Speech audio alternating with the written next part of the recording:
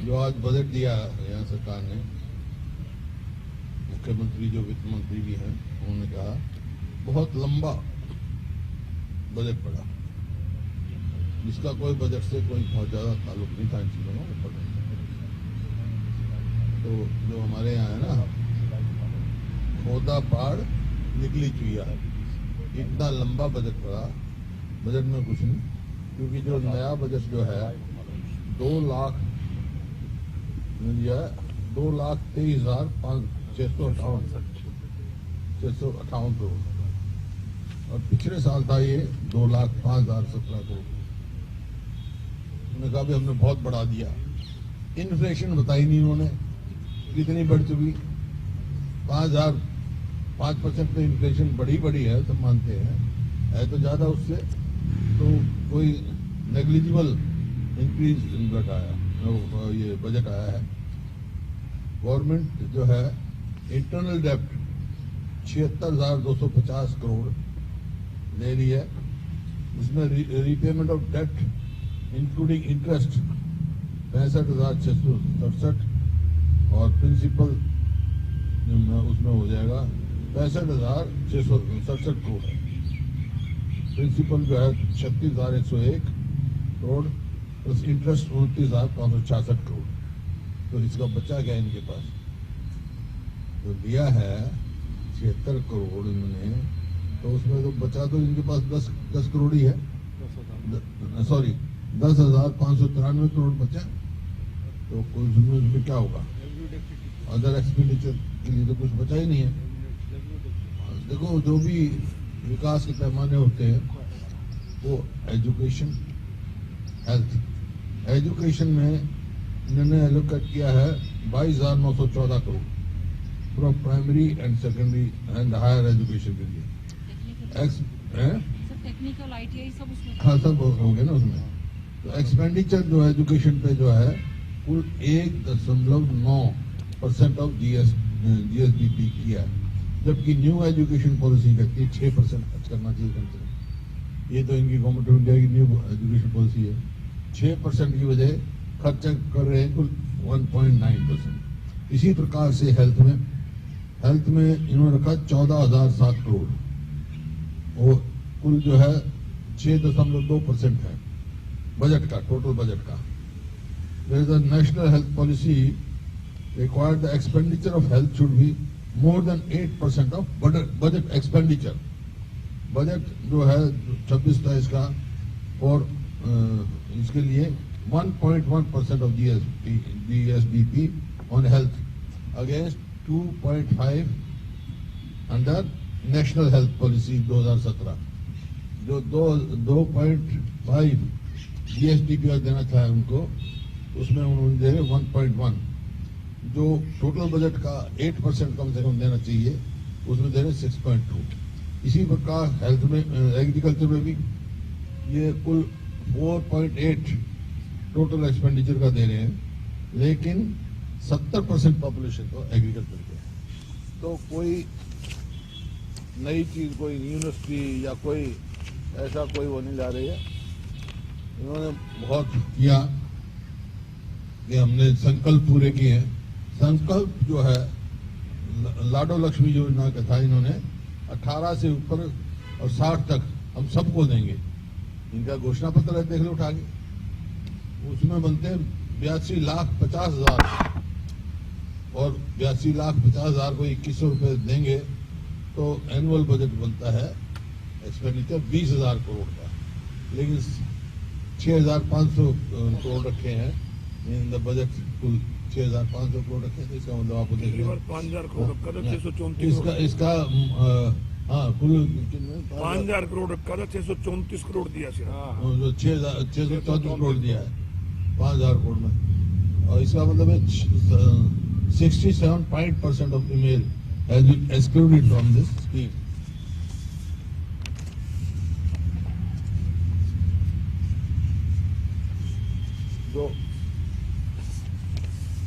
जो चार, मैं हर बार ही कहता हूँ, 4 वाक की नीति पे चल रहे हैं। 4 वाक कहते थे, कर्जा लो, घी पियो, मरने के बाद कोई नहीं पूछेगा। इंटरनल डेप्ट 3,91,435 करोड़ इन्होंने बताया 26-27 में। स्मॉल सेलिंग का जो डेट पड़ा है वो 50,000 करोड़ और पब्लिक सेक्टर एंटरप्राइज का 68,995 करोड़। 25-26 की स्पीच में कहा था इन्होंने, सीएम की स्पीच में था इतना हमारा पब्लिक सेक्टर एंटरप्राइज है। एडिशनल लायबिलिटीज जो अनपेड इलेक्ट्रिक बिल हैं, subsidy of electricity bill by government department and unpaid subsidy, ये 40,000 करोड़ है। तो टोटल 5,56,623 करोड़ रुपए आज कर्जे में है, जबकि 2014-15 में कुल 70,000 के करीब कर्जा था। जबकि इतने बने हमने IMT बनाई। अब ये 11 साल में 1 इंच तो रेलवे लाइन नहीं बढ़ाई, 1 पोल मेट्रो का नहीं लगाया, 1 कोई बड़ी यूनिवर्सिटी लेकर आए, 1 किया बड़ी जोर से कह दो कि अब भी जमीन देंगे वहां पे पानीपत इसके लिए, टेक्सटाइल के लिए पानीपत में देंगे, लेकिन कहाँ मंजूरी है उसकी, कब बनेगा? अब कहाँ से सड़क बनाएंगे जब पैसा ही नहीं है इनके पास? कहाँ सड़क बनाएंगे, कहाँ ये एक्सपेंडिचर करेंगे? तो ये आपके सामने स्थिति है।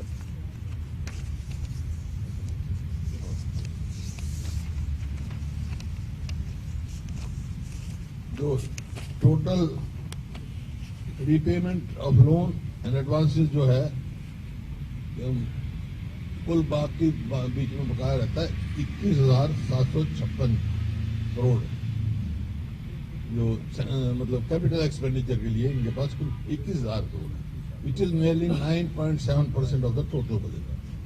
9.7% टोटल बजट का है इनका कैपिटल एक्सपेंडिचर के लिए। इस वास्ते गवर्नमेंट के पास ना तो कोई नए मेडिकल कॉलेज खोलने का पैसा है, ना रोड्स का है, ना ब्रिजेस का है, और कोई प्रोजेक्ट खोलने का पैसा नहीं। टोटल जो एक्सपेंडिचर 26-27 में capital expenditure just 28% of the total borrowings, total borrowing का ही खर्च कर रहे हैं और कुछ नहीं करेंगे। तो इस वास्ते बिल्कुल जो है आर्थिक तौर पे ये प्रदेश जो है बहुत गंभीर स्थिति में जा रहा है। हर साल कर्ज ही बढ़ाते रहते हैं, उतारने का नहीं बात करते। बात करेंगे 2014-15 की। 2014-15 में देखो कर्ज कितना था, काम कितने हुए 2005 से पहले की नहीं बताते कितनी गुना हमने पर कैपिटा इनकम बढ़ाई। 2014-15 में तो पर कैपिटा इनकम के हिसाब से पूरे देश में नंबर 1 था हरियाणा, इन्वेस्टमेंट और एक्सपेंडिचर में, और इन्होंने कितने गुना बढ़ाई? हमने तो कई गुना बढ़ाई, इनके दो गुना भी नहीं बढ़ी 10 साल 11 साल में। तो ये विफल सरकार है। और ये जो कहते हैं ना, बहुत बड़ी बड़ी बातें कहते हैं हमारे यहाँ गाँव तक की बात है 2047 नहीं 14 पहले 14-15 की बात करते हैं, 2047 के बीच में बात ही नहीं करते। अब क्या कर रहे हैं? और फिर 2070 तक बात करेंगे। 2070 तक तो भाई ना तुम न रहना ना हम न रहना। हमेशा इसराइल का कह रहे कि जरूरत के हिसाब से कर्ज लेना पड़ता है, उसको चुका भी दिया जाता है। इस तरीके कहाँ चुकाया? बढ़ रहा है ना, कर्ज तो बढ़ रहा है भाई। करने के लिए पैसा नहीं। पिछली बार 5,16,000 करोड़ था, अब 5.5 लाख क्रॉस कर रहे हैं। प्रति व्यक्ति आय का भी जिक्र किया मुख्यमंत्री ने कि 3 लाख समथिंग जो है प्रति व्यक्ति आय हरियाणा के। वही मैं आपको बता रहा था। आप देखो पहले 2014-15 में भी प्रति व्यक्ति आय पूरे नेशनल एवरेज से बहुत ज्यादा थी हमारी, लेकिन 2005 से पहले का पूछ लो ना, 2005 में क्या थी और कितने 4 गुना बढ़ाई हमने, इनने 2 गुना भी नहीं बढ़ाई। सरकार नदियों के पानी में अपना हिस्सा मांग रही है, क्या जो नहरी इंफ्रास्ट्रक्चर है वो हरियाणा में डेवलप किया गया है? यदि पानी मिल भी जाए तो पहुंच पाएगा लोगों तक? है क्यों हो रहा है? ये प्रयास नहीं हो रहे सरकार के। जैसे ये अपना हासीपुताना जो है नहर, वो खुली हुई है, उसमें और कोई किसी का हिस्सा थोड़ा ले रहे हैं, हम अपना हिस्सा ले रहे हैं। वो पंचर नहीं होने देते, कोर्ट में पड़ा है, अब तक पंचर में वो स्टे वगैरह नहीं करवाए उन्होंने, 11 साल हो गए। इसी प्रकार से दादूपुर में भी नहर का जहाँ पानी बढ़ाने का काम है, अब मुख्यमंत्री जी वहां पंजाब में तो जा रहे, वहां जाके एक बार भी जिक्र नहीं करते कि हमारा पानी दो, SYL का पानी दो हमारा, और मतलब पूरा हिसाब से हमारा हिसाब करो। अब बल्कि और नई स्कीम चला रहे हैं कि थ्रू पाइप हम राजस्थान में भेज देंगे पानी। हरियाणा कहाँ जाएगा भाई? अभी बीते दिनों रावी ब्यास वाटर ट्रिब्यूनल ने हरियाणा का दौरा किया था। उन्होंने नहरी पानी के उपयोग की और डिस्ट्रीब्यूशन को जांचा था। उसमें यही बात सामने है कि हरियाणा के पास क्षमता नहीं है नहरी पानी लेने की। मैं बता रहा हूँ, नहर खुदी हुई है ना, बच्चे नहीं खोलना है। विमला सुल्ताना ब्रांच में क्यों नहीं सुप्रीम कोर्ट स्टे क्यों नहीं विकेट हरियाणा में SYL खुद ही नहीं होती, हरियाणा में SYL पूरी खुदी हुई है, सारी पूरी खुद ही है। पूरी खुदी हुई है। यूनिट सरकार करते NBK आप बढ़ा सकते हो, कैपेसिटी बढ़ा सकते हो। ये मेरे को मंजूर नहीं है, ये बात नहीं है।